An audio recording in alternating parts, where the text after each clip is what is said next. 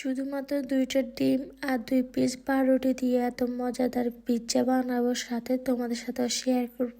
এই প্রথম ঘরে পিৎজা বানাবো, তা আবার ডিম দিয়ে আর মাত্র 2 পিস রুটি দিয়ে। তা মজা হবে কিনা তো তা জানি না। তো আল্লাহর উপর ভরসা রেখে চলে আসলাম পিৎজা বানানোর জন্য। এখানে আমি পেঁয়াজ কুচি করে নিলাম, টমেটো কুচিগুলো করে নেবো, কারণ কুচিগুলো বলতে একটু বড় বড় সাইজ রাখবো, বেশি বড় সাইজ রেখে দিছি কারণ এগুলো একটু ছোট হলে ভালো হতো। তো এখানে আমি ছোট ছোট পিস করে নিবো, কারণ এগুলো একটু উপরে দিলে একটু সুন্দর হয় ডিজাইনটা। তারপর আমার শেষে আমার কাটা কুটা কমপ্লিট হয়ে গেছে। তারপর এখানে আমি একটা ফ্রাই প্যান বসাই দিয়েছি তেলটা গরম হওয়ার জন্য। তেলটা গরম হলে এখানে আমি হলুদ মরিচ দিয়ে মাংসটা ম্যারিনেট করে রাখবো 10 মিনিটের মতন। এখানে আমি মাংসগুলোকে ভালোভাবে হলুদ গুঁড়া মরিচ গুঁড়া একটু সসটা অ্যাড করলাম, ভালোভাবে একটু 10 মিনিটের মতন। গুলোকে আমি ভালোভাবে 10-20 মিনিটের মতন ভালোভাবে ম্যারিনেট করে রেখেছি, কেননা আমি যেহেতু রাত্রে ফ্রিজেটা বানাচ্ছি, এত সময় নেই আমার, এত ধৈর্য নেই যে এতক্ষণ রাখবো। মাংসগুলোকে ভালোভাবে ভেজে নিয়েছি, ভেজে নেওয়ার পর ভালোভাবে লাল লাল হয়ে গেলে তারপর এখানে পাটিতে নিয়ে নিলাম। তারপর এখানে পেঁয়াজ কুচি সবকিছু আমার কমপ্লিট। তারপর এখানে ডিম, যার জন্য এখন ডো বানাবো পিৎজার জন্য। এখানে মাত্র 2টা ডিম আর 2টা পাউরুটি লাগবে। এখানে পাউরুটির সাথে ডিমটা ভালোভাবে মিশিয়ে নিতে হবে। আমার যেহেতু ঘরে পাউরুটিকে আমি হাত দিয়ে ভালোভাবে মিশিয়ে নিচ্ছি। পাউরুটি যেহেতু একটু